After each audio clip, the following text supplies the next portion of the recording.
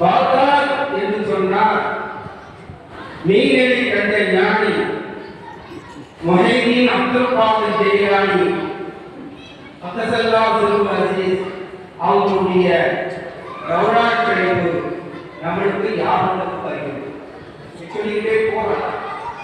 அல்லாஹ் உலகத்திலே அந்தந்த இடங்களில் சிறப்புக்குரிய இடங்களில் அல்லாஹ் இந்த சமுதாய மக்களுக்கு அத்தாட்சியாக இது எல்லாம் மனித சமுதாயத்திற்கு பின்ன வரக்கூடிய மனித சமுதாயத்திற்கு அல்லாஹ் அத்தாட்சியாக வைத்திருக்கின்றார்.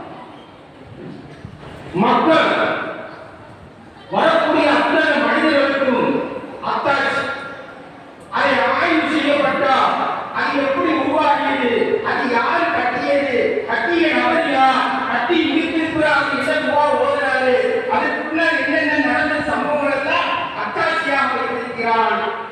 மக்கா என்று சொன்னாலே எல்லாமே அவருக்கு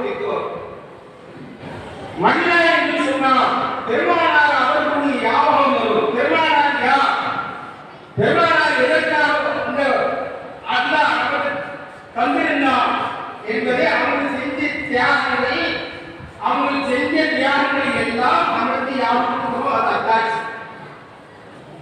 அப்போ ஒவ்வொரு ஊரிலும் ஒவ்வொரு நல்ல அமல்கள் நடந்து அது சிறப்பாக்கப்படுகின்ற பொழுது அதிலிருந்து அல்லாஹ்வுடைய தாவாவுடைய பணிகள் நடக்கின்ற பொழுது அது அல்லாஹ் அத்தாட்சியாக வைத்திருக்கிறார். அது எல்லா மக்களுக்கும் அது படிப்படை இருக்கிறது. அதே போன்றுதான் திருநாள்